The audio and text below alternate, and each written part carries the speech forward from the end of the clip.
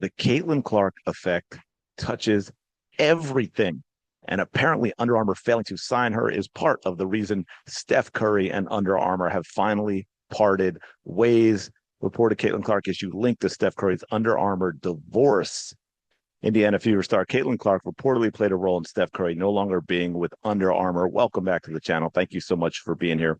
Appreciate all your support. Hope you're having a fantastic day. Shout out to the 19, of course. So this is kind of wild, but there's also something else in here that I don't think is talked about enough that we need to get into. So apparently, not signing Caitlin Clark had Steph Curry being very frustrated, which I completely understand. I think we have all seen in the last few years, even in college, but especially last year, maybe the number one thing being Wilson basketball and the things they put out. And then also the cards as well, I think was a big deal. And the auction prices that we've seen with Caitlin Clark, clearly she is one. She has a type of fan base that she is going to move product if she endorses it. So I can understand why Steph Curry would be upset, because that is something that could help take Under Armour to an entirely new level. But one thing I want to point out that I think is unfair is Caitlin Clark, or Caitlin Clark's inner circle, is part of the issue here as well, because the way this is being portrayed, and look, Nike is absolutely huge. Nike has a ton of influence, so you don't get a lot of unbiased reporting when it comes to Nike, because all these outlets really, really depend on Nike advertising dollars. You know, she reportedly signed that 8-year, $28 million deal out of high school, still doesn't have a shoe released. We know that's now finally supposed to come in 2026. It should have been ready in 2024. But as you can see, Under Armour's Caitlin Clark recruitment misstep sparked Steph Curry frustration. Now, here's the thing, and this is why I said that unbiased reporting, you don't get a lot of that with Nike for a variety of reasons, just like places like, ESPN or the NFL itself or the NBA isn't going to be critical of sports books and that what that might do to sports, because they need the dollars, folks. They need the dollars.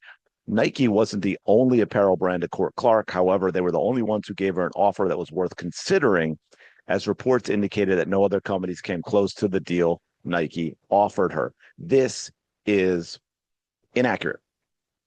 I was going to say untrue. I was going to say it's a lie, but I'll just say it is inaccurate. Now, I want to read this last thing before I get into why it is inaccurate and break that down a little bit, because I find it very interesting myself. Hopefully it goes well. One sore point for Curry was the attempt last year to recruit Caitlin Clark to join his brand, according to people familiar with the matter. He and the company pursued the phenom, but Under Armour's offer trailed the total value of Nike's pitch. The people said Clark, now he's starring the WNBA, opted to sign with Nike, the article wrote, which was also mentioned in a November 24 article from Sports Business Journal. Now, so let's take a look at what we were talking about here. Every offer Caitlin got before signing with Nike, right? What Nike's deal was, of course, 8 years, $28 million, signature sneaker included. Well, we haven't seen that yet. Under Armour, 4 years, $16 million. Puma walked away when told bidding would start at $3 million per year.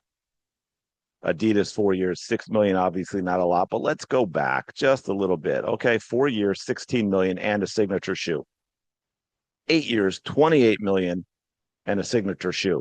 So here's the deal, folks. If you double the deal for Under Armour in terms of years, it's 8 years, $32 million. That is $500,000 a year more than the Nike deal, both including a signature shoe. Now, so I get what we get with a lot of young athletes. They grew up, Nike's everywhere. They like, it could be a dream of Caitlin Clark's. Oh, she wanted to be a Nike athlete because X, Y, and Z, because these other athletes were Nike athletes, whatever it means. And you can go ahead and hit me in the comments. I grew up with three sisters. I've been involved in women's sports a lot. And I saw it with the women's soccer team. Women in general prefer security over, incentives or risk. So what the heck do I mean by that? Well, we've got 8 years, $28 million. We've got those total numbers. Going with Under Armour at 4 years and $16 million, you're getting more per year, actually. But obviously 4 years is shorter, and it's a little riskier because you're betting on yourself that once those 4 years are up, you're in a better bargaining position. You can get a much bigger deal, whether it is re-signing with Under Armour or it's signing with anywhere else. You are betting on yourself more. Quick digression, because this is a good example. women's U.S. soccer team. The deal before the current one, where they suckered everyone into giving them more money and actually stealing it right out of the pockets of the men. But before that, where they complained about how they didn't have equality and they didn't like their deal, and on and on and on. And the truth of that is, real quick, without going into all the details, they were given two options when they had signed that. They were given exactly what the men got. Okay, yes, that was an offer to get exactly what the men got, and they turned it down. Why did they turn it down? Because the offer they took gave them more security. There was more risk with the offer with the men's, but of course there was a higher upside. And so that's what I think you're seeing here with Caitlin Clark. I don't know if it's Caitlin Clark that made the decision. I don't know if it's her agent, the influences around her that decided it. But this idea that no one else could touch the Nike deal is a lie. Under Armour, yes, it was only 4 years, but it gave her more money per year.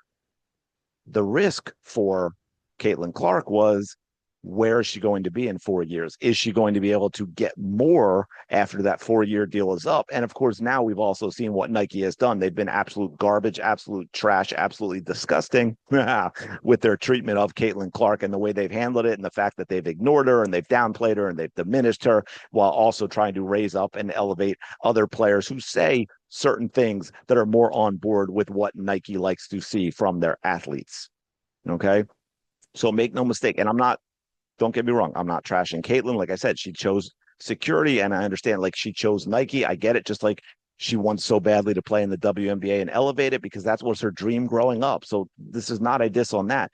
But the point being, let's not sit here and say no one else gave her a decent offer that could even be considered. Under Armour certainly did, offered more per year than Nike, just a shorter time frame, which I think all of us now, and looking at how Nike's treated Caitlin Clark, we're like, yeah, you know what?